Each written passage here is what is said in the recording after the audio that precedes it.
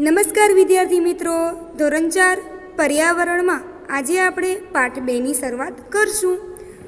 પાઠ 2માં આજે અગાઉ આપણે વિડીયો જોઈ ગયા હતા સમજૂતીનો. ત્યારબાદ આજે આપણે પર્યાવરણની બુકમાં તમે લખશો. હું બોલીશ પાઠ 2 કાનથી કાન. પ્રશ્ન નંબર 1. નીચેના દરેક પ્રશ્નના ઉત્તર માટે આપેલા વિકલ્પોમાંથી સાચો વિકલ્પ શોધીને તેનો ક્રમાક્ષર પ્રશ્નની સામે આપેલ ચોરસમાં લખો.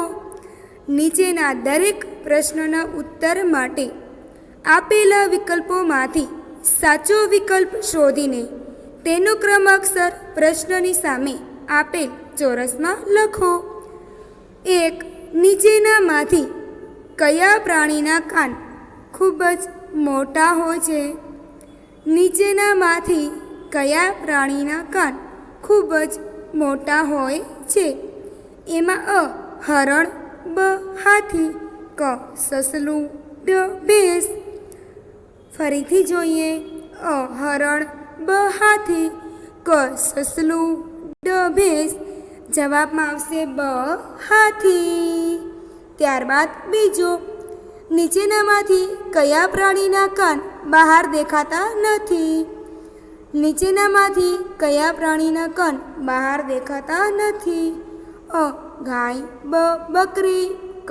કાગડો, ડ. ઘેટું. અ. ગાય, બ. બકરી, ક. કાગડો, ડ. ઘેટું. જવાબમાં આવશે ક. કાગડો.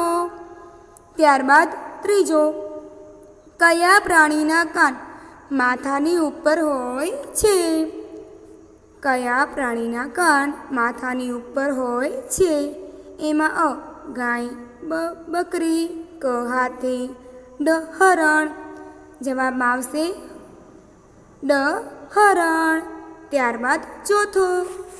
કયું પ્રાણી બચ્ચાને જન્મ આપે છે? કયું પ્રાણી બચ્ચાને જન્મ આપે છે? એમાં અ. મોર, બ.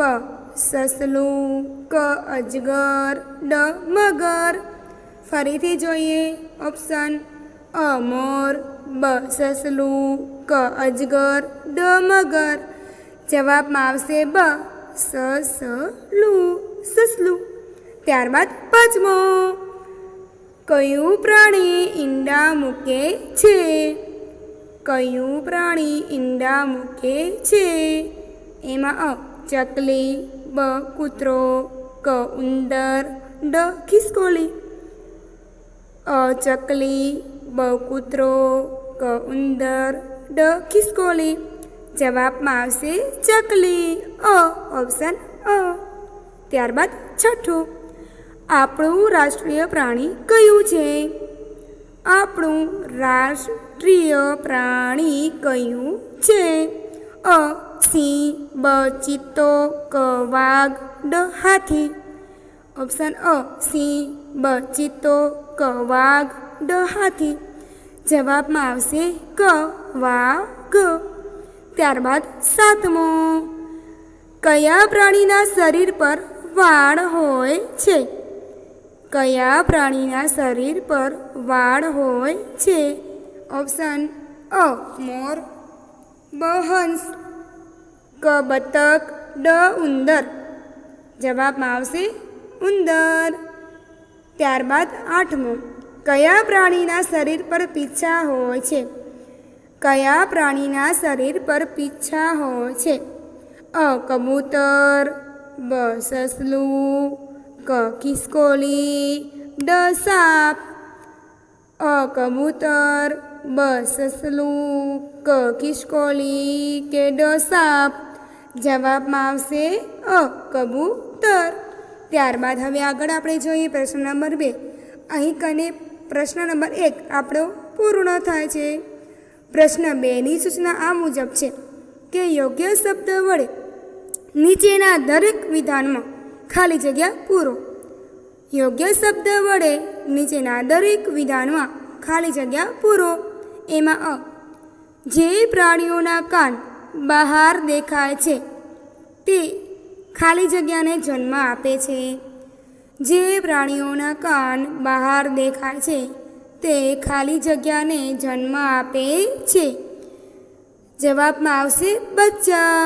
ત્યારબાદ ચોથો, જે પ્રાણીઓના કાન બહાર દેખાતા નથી તે ખાલી જગ્યા આપે છે. જે પ્રાણીઓના કાન બહાર દેખાતા નથી તે ખાલી જગ્યા આપે છે. જવાબમાં આવશે ઈંડા. ત્રીજો, પર્ણ આકારના કાન ધરાવતું પ્રાણી ખાલી જગ્યા છે. પર્ણ આકારના કાન ધરાવતું પ્રાણી ખાલી જગ્યા છે. જવાબમાં આવશે સસલું. ત્યારબાદ ચોથો, ખાલી જગ્યા આપણું રાષ્ટ્રીય પક્ષી છે. ખાલી જગ્યા આપણું રાષ્ટ્રીય પક્ષી છે. તો જવાબમાં આવશે મોર. ત્યારબાદ પાંચમો, જીરાફ, હરણ અને બકરીમાંથી ખાલી જગ્યાના કાન માથાની બંને બાજુએ હોય છે. જીરાફ, હરણ અને બકરીમાંથી ખાલી જગ્યાના કાન માથાની બંને બાજુએ હોય છે. જવાબમાં આવશે બકરી. શું આવશે ખાલી જગ્યામાં? બકરી. સરસ. હવે આગળ છઠ્ઠી ખાલી જગ્યા, કાન બહાર દેખાતા હોય તેવા પ્રાણીઓના શરીર પર ખાલી જગ્યા હોય છે. કાન બહાર દેખાતા હોય તેવા પ્રાણીઓના શરીર પર ખાલી જગ્યા હોય છે. જવાબમાં આવશે વાળ. સરસ. અહીંયા કને વિદ્યાર્થી મિત્રો પાઠ 2 કાનથી કાનમાં પ્રશ્ન 1 અને 2 હું બોલી ગઈ. તમે જેવી રીતે લખ્યું છે તેવી જ રીતે તમે તમારી પર્યાવરણની બુકમાં લખજો. હવે આજનું ગૃહ કાર્ય હું બોલું છું તમે ધ્યાનથી સાંભળજો અને તમારી નોટમાં એ ગૃહ કાર્ય પૂર્ણ કરવાનું રહેશે. ગૃહ કાર્ય આજનું, આપણું રાષ્ટ્રીય પ્રાણી વાઘ વિશે 5 વાક્ય લખો. આપણું રાષ્ટ્રીય પ્રાણી વાઘ વિશે 5 વાક્ય લખો. અસ્તુ.